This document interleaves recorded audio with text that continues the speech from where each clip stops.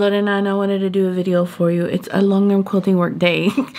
If you see a mess here, I'm sorry. I'm too tired to clean it up. I have been recovering from being sick, but I'm doing a lot better, and this is a video from like a couple weeks, months back, and I thought it was interesting enough to do a video for you.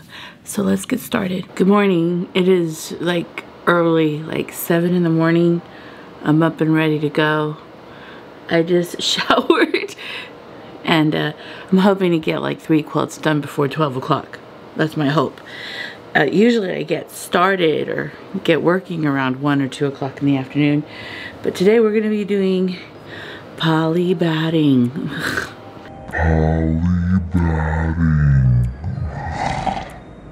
Poly batting is not my favorite, but this is not a bad one. Look how beautiful she is. Put this on. This is going to be kind of tight. Do that. This is the quilt I'm working on. I'm winding some bobbins, and she's handmade, hand stitched, so I need to iron her nice and flat. I would like to do this kind of binding. I've never done it, and we're gonna be ironing her and then getting her ready to long arm. She's a pretty good sized quilt. She's beautiful.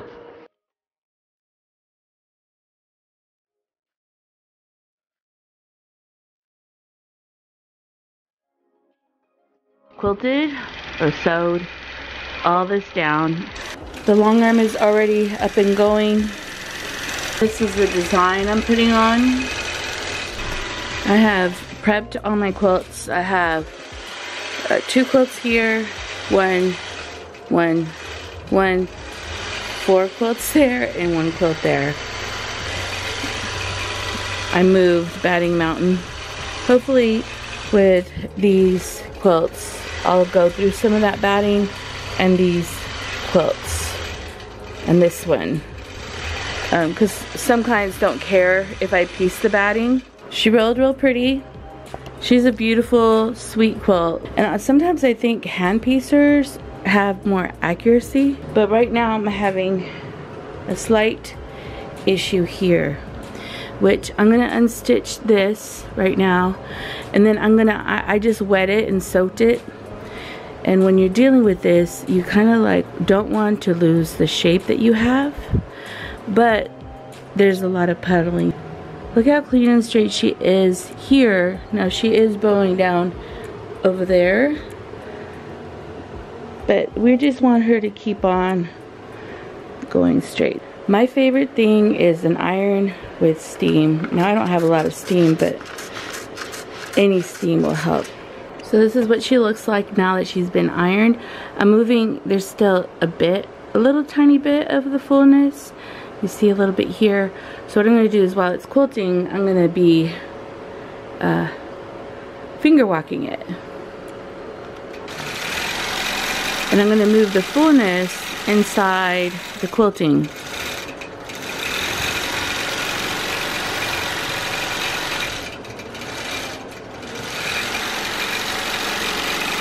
You see this fullness?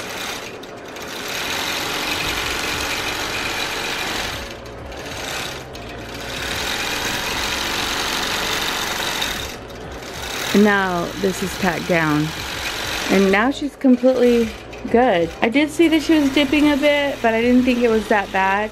And it's not. I mean, it's just a little tiny bit. She's kind of just angling slightly, which it could be the tension of the long arm on it.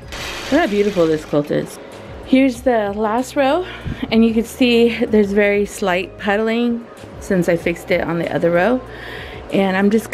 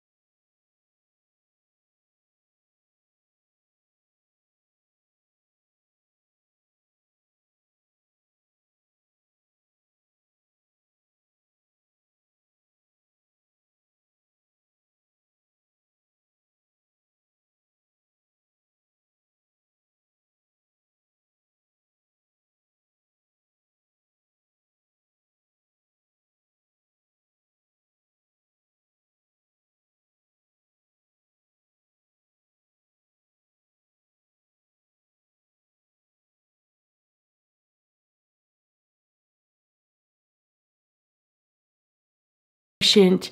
Sew a little bit, realign your fabric, sew a little bit, and realign your fabric. And yeah, that's how you get to the end of it.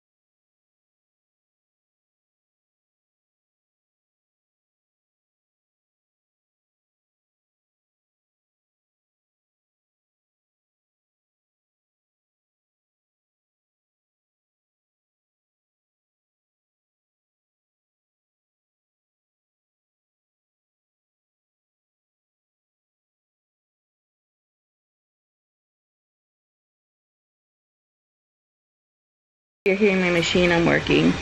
I'm in this corner and I'm gonna do it like you would normally do binding.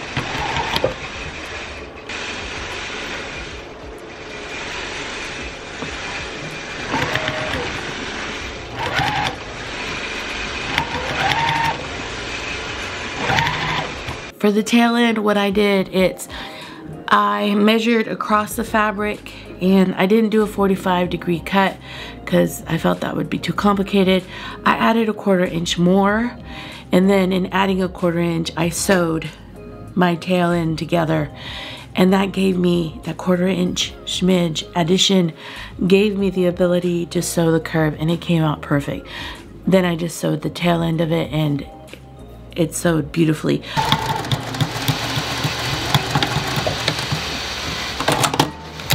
So that's that end.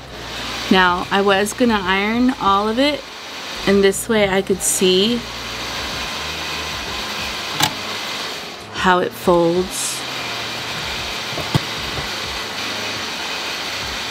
It looks. This is how I did like a regular mitered corner. Here's the fold, and then here's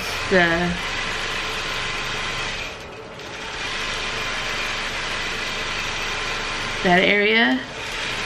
Now, I did hand stitch this quilt, and it took forever because she was huge. She was a 109 by 109 king size quilt, but that's what my client asked me to do, and it came out delicious.